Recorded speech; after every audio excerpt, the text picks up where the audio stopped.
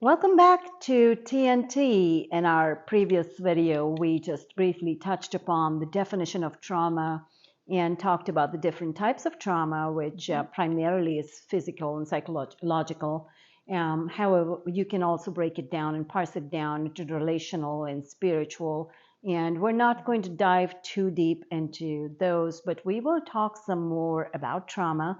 And my friend Debbie here, who has made it very clear that she can talk about trauma primarily because of her experience with trauma and her experience in walking people through their journey after surviving trauma.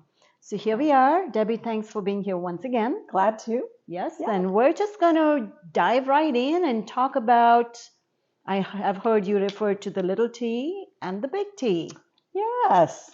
There are different ways that we talk about trauma, and some of those ways get so complex because they're the professional, very high level definitions.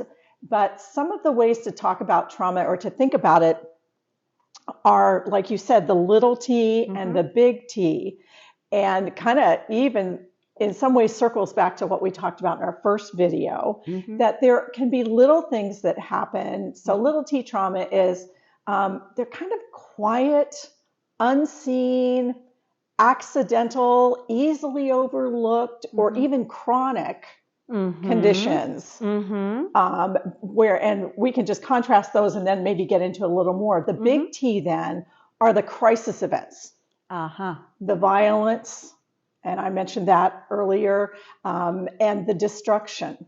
So when you look at, for example, 9/11, right, we think, is that a little t trauma or a big T trauma? Right. Pretty clear. That's a big T trauma. When you think about perhaps the taunts of school-age kids toward one another, what's the adage we've always heard? Sticks and stones may break my bones, but what do we say? Words will never hurt me. Well, they do. But they do. They do. They do. And so, so sometimes that's just the simplest way to think about it. Is this a little t trauma, which still whatever has caused the trauma, that trauma can still be valid. Right. But it's overlooked, and maybe it's overlooked by us, but maybe it's overlooked by those around us. Yes. Maybe because they've experienced it, or they know that eventually you're going to come to terms with that. So, it's assumed that trauma cannot be fixed. It's assumed that you just have to figure out how to live with it and move past it. And yes, you can never really erase trauma. And the impact of trauma will last you very likely a lifetime. However, there is hope for healing along the way. Yes. So I am a firm believer that once you understand the trauma you've experienced, and once you understand why you feel the way you do about the trauma, even though it may not be an ongoing trauma, then it helps you heal. Once you understand yourself and you understand the process, you can embrace the process as part of your healing.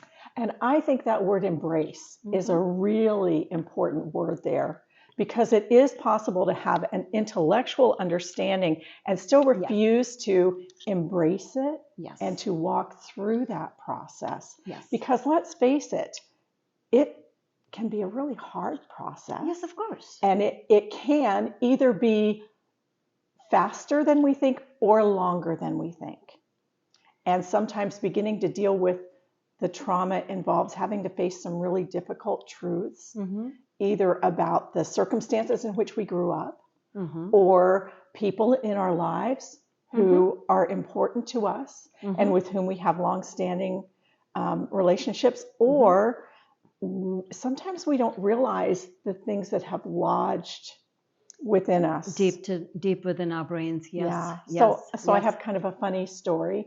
When I started wearing glasses when I was very young to be able to see.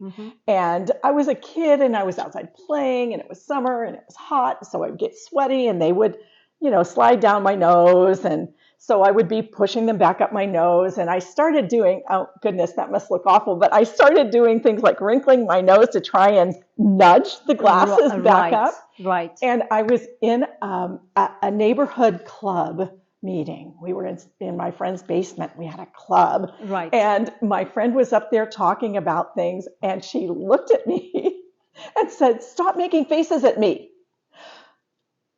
And I said, I'm not. And of course, making faces at one another was something that kids that age normally did. Right. Do you know, when she and I reconnected decades later, one of the first things I wanted to tell her was, I was not making a face at you that day.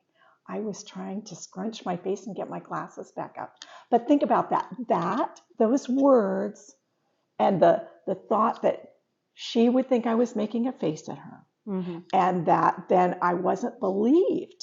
Right. Quiet little T trauma, unseen, and yet it hung with me for decades. Right. Yeah. Right. Isn't that, that's kind of what happens. We don't realize, somebody else in that group might have said, I'm not making a face at you, and just gone on. But for you, my makeup, it really mattered. Yes.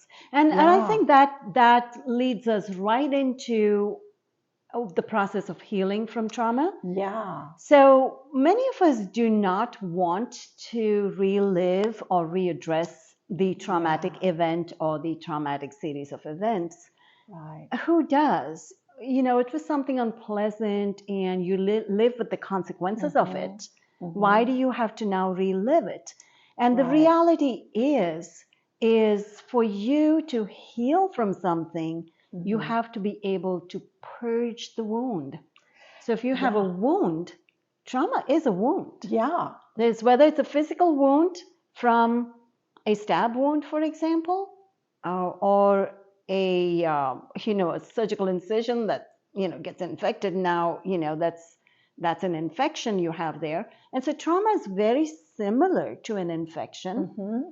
And it damages, if you take a stab wound, for example, it damages a lot of unseen organs, etc., that are deep within. It's not just a surface wound. Right. And you wouldn't necessarily know that. You wouldn't necessarily know that until they start bothering you. So then what do you have to do? They've got to go in, and whether they open up or send a scope in you, they've got to look in there to see what else has been damaged. Right. We got to go in and we got to fix this. Now, if you get an infection because it's been sitting there for too long, which happens with trauma doesn't go away overnight. Right. And so it's akin to an infection. So if you have an infection, what do they have to do? You have to open it up, get all the infection out of there. Other than giving you antibiotics, you actually have to go in there and pull things out that don't belong in there anymore. Right. And then you have to pack those wounds with antiseptic dressings, for example, to just make sure that this wound does not just close up on the surface. Right. And deep down within, there might be a tiny pocket. Right. Which has not healed and allows the infection to now resurface. Right. Which I think, I just love your medical background and how you bring these things out, because think about that. So often we will tell people, oh, just get over it. Right. Or here, let me pat that and make it better, honey. Right. But we haven't allowed the cleaning out of the wound. The pus. Right. Which is a body's natural defense, trying to take care of the infection itself, right? Yeah. When you talk about anger and bitterness festering within you, it's unhealed, unforgiven trauma. Right. And so, and it can be very off-putting. Yes. And so we don't want to be around those people. That's right. It stinks. And it does. Trauma stinks. Infections stink. Unforgiveness stinks. Bitterness stinks. So, it takes me back to our very famous, phrase, don't be a victim, be a victor, Right. Well, you have to accept the fact that you have been victimized. Yeah. There's no denying that. You have been traumatized. There's no denying that. Trauma has occurred as a result of whatever the precipitating event or perpetrator, right? Right. Yeah. So just healing is not a form of denial. Right. It's not So denying something happened. So important. It's not denying at all. However, it's making a decision that I am not going to let this trauma control my life and dictate the trajectory of my future. Right. Because that's when you are a victim, because now you've allowed whatever it is, an unforeseen event or an intentional injury that has been caused to you. Right. You are now allowing that event or that perpetrator to exert power over you and your future. And forgiveness does not mean that you are nullifying what was done to you. It just means you're saying, I refuse to give you the power to dictate the rest of my life and to keep me in this place of bitterness and anger. I do not like what you did, and I do not like what happened to me, but here I am. I will conquer. I will be triumphant because I can heal and I will heal. By God's grace, I will heal. Yes, and to me that brings up another term that in terms of trauma is often misunderstood. We talk sometimes about people who are strong because they endure all of this constant wounding that someone else perpetrates toward them. But really, the strong person is the one who says, I am willing to go to the doctor to get this wound cleaned out. That's right. To allow the application of the medicines. And think about truth is one of those medicines, because what happens with the trauma, especially when you're dealing, well, I'm not going to make that claim, with trauma, is that we begin to believe lies about ourselves. We do. Because we're treated as less than. We're treated as not worth being treated as human. And so we begin to believe lies about who we are. Yes, we do. And so we have to be able to get down to that level of saying, what is this, this event? What lie did I begin to believe about myself? And then to apply truth to that and to allow that healing from the inside out. Right. It's so important. And as you mentioned, forgiveness, I thought about when someone has wounded you or someone you love, can be very hard to forgive that person. And I heard someone not long ago talk about forgiveness as not only the, I'm not going to let you rule my life or the trauma that you've caused rule my life, but also I'm willing to leave you in God's hands. Yep. And to pray for God to do what he would want to do in your life. I'm willing to pray that for you. Right. And to walk away. Right. And it can be it's really challenging. It's challenging, but having lived through many seasons of trauma of different sorts, I can tell you that there is absolutely nothing that gives you more freedom than being able to do that. To be able to say, I'm going to turn my back on this situation. I'm going to put up the necessary boundaries to prevent you from continuing to perpetrate more trauma upon me. However, I am not going to be wallowing in pity, one. Two, I am not going to be consumed with what has been done to me. I will be consumed with restoring the person that I knew I was before this traumatic event. And some of it is, the death of a husband, for example, is a traumatic event that's unforeseen and it changes you. I know it destroyed me, practically destroyed me. So I've had to reclaim who I was before that. And I'll never be the same person. Right. But I can be a pretty darn good version of that person.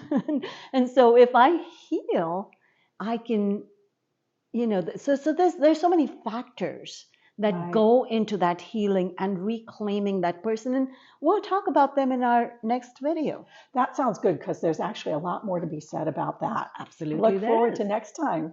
All right, so thanks for joining us today, and stay tuned for more. Tune into our next video. If you're just joining us for this is the first one, we have some more before this, so stay tuned, learn more about trauma, and walk with us as we walk with you on your journey to healing. Thank you.